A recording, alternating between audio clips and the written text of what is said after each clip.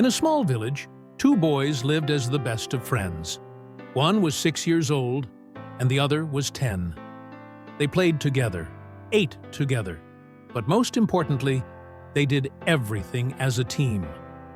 One fine afternoon, they ran out of the village, playing and chasing each other. "You can't catch me," the older boy teased, running ahead. "Oh yes, I can," the younger one shouted back, laughing as they ran. The older boy didn't notice a deep well hidden behind some bushes. Before he could stop, his foot slipped. He fell straight into the well. "Help! I can't swim," he screamed, thrashing in the water. The younger boy stood frozen at the edge, shock paralyzing him. His best friend was struggling, gasping for breath, his eyes filled with terror. He looked around desperately, but the village was far away. There was no one to call for help. Then his eyes fell on something, a bucket with a rope tied to it. Without wasting a second, he grabbed the bucket and threw it into the well. "Hold on to it," he yelled. The older boy grabbed the bucket tightly, but the real challenge had just begun. The 6-year-old pulled with all his might. His tiny hands trembled, his arms burned, but he refused to let go. He pulled and pulled, his little feet digging into the ground for balance. "I won't let go. I won't let go," he kept repeating to himself. The rope slipped a little. Sweat dripped down his forehead. His heart pounded like a drum, but he didn't stop.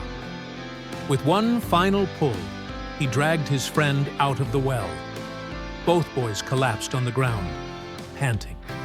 Then they looked at each other and burst into tears. They hugged each other tightly, unable to believe what had just happened. "You saved me," the older boy whispered. "Of course I did. Who else would I play with if you were gone?" The younger boy joked, wiping his tears. They sat there, shaking, partly from fear, partly from relief.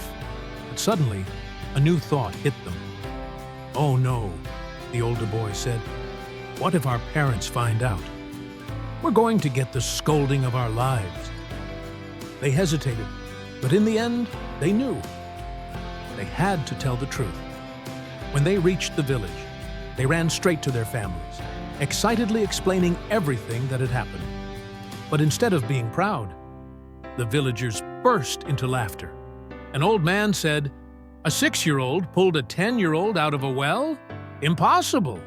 He can't even lift a bucket of water properly.